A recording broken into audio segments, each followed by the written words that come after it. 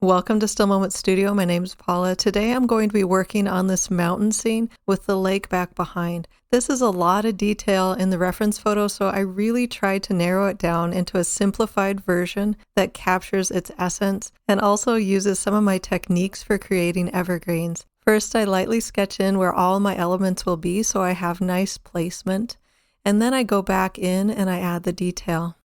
Having that light sketch underneath helps to keep a crisp edge in the painting stage.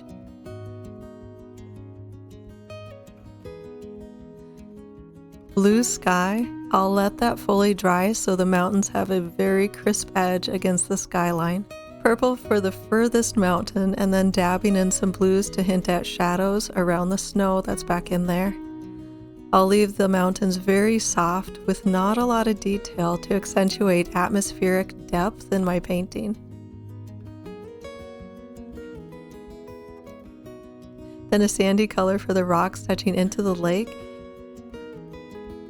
All I need to do in the background for trees is just hint that they're in there so I can brush horizontally for the furthest trees, and then as they get closer I'll tilt my brush upright so I use the tip to hint that there are treetops back in there.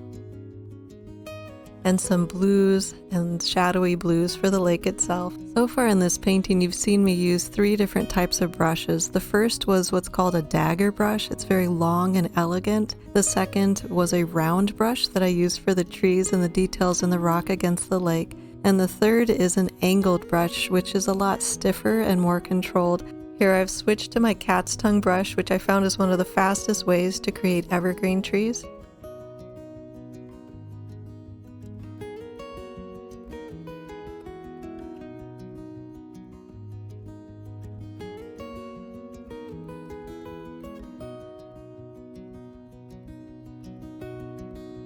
On the left side, I'm going to leave the tree trunk light for now, and then I'll match the values to however dark the right-hand side ends up being later on.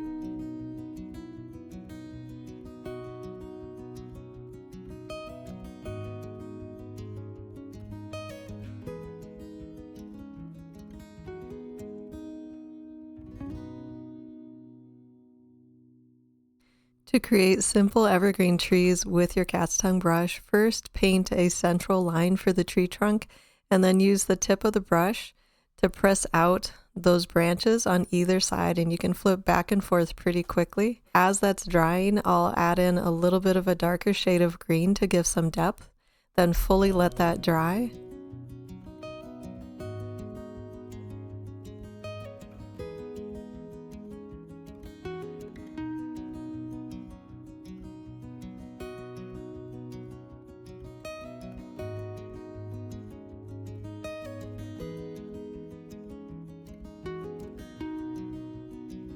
Once the trees dry, I can touch little hints of brown tree trunk peeking out here and there.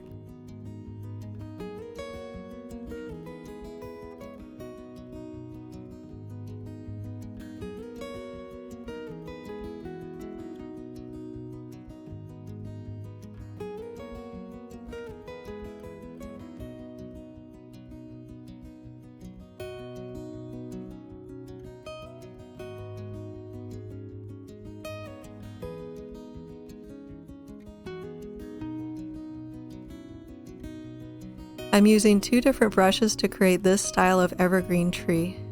I noticed that the young growth and the older growth have a little bit different look, so I used a very flat brush size 2 and a round size 4 brush. I'll flip back and forth between these 2 brushes to get the 2 different looks, tapping with the top end of the flat brush to create the young growth along the tips of the branches.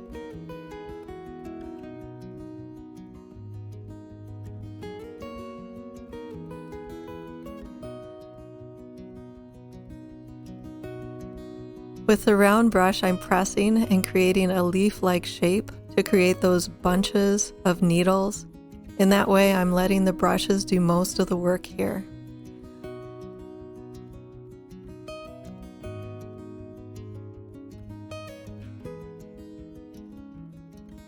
I'll layer several shades of green to give it some depth and some richness. Finally, adding in a few branches with a fine size 0 brush.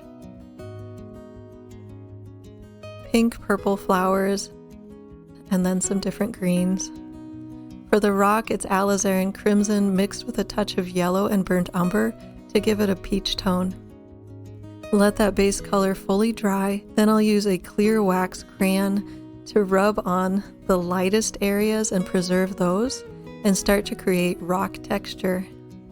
And then a second middle value on the rock, let that fully dry.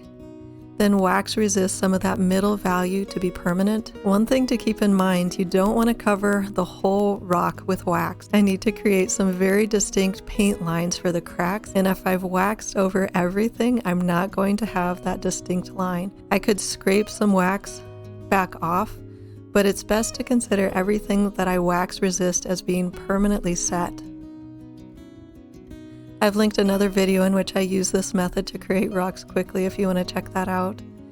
In the foreground, I'll do significantly more detail from that reference photo, so this area will feel very close to the viewer.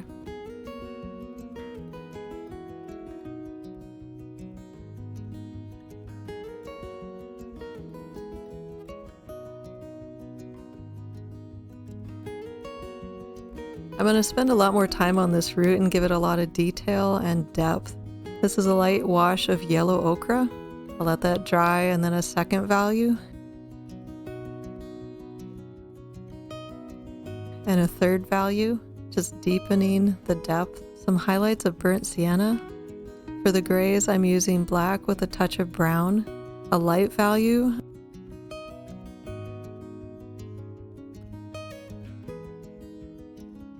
And then a darker medium value of gray, and into black eventually to really get some depth and three-dimensionality out of my paint choices. So about 4 values of gray to black.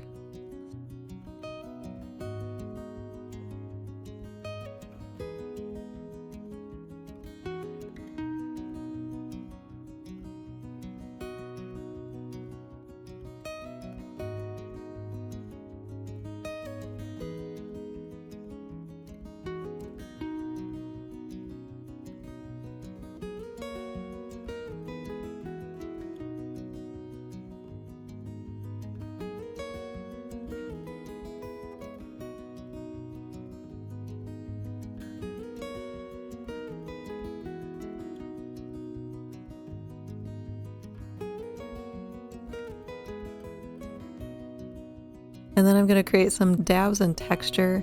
I don't need to use the wax resist on this. I just want to give it a little bit of texture on this front rotting log.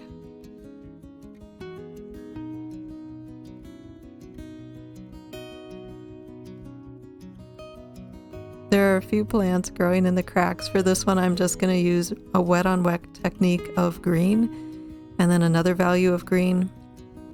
So that creates little bursts like the leaves, and then I only need a little bit of adjustment to create hints of leaves in there. And then green in this crack as well. This is just a black mixed with brown, and then pulling off a little bit of it as it dries, and then a second value of black mixed with brown.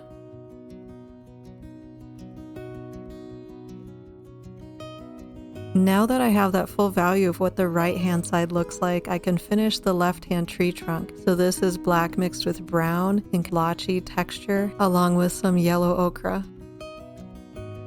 If you're interested in the paint colors or brushes I use, you can check those out on my website. I've left the link down below. Thank you for joining me. Don't forget to hit the like button and subscribe, and we'll catch you next time. Thanks for watching.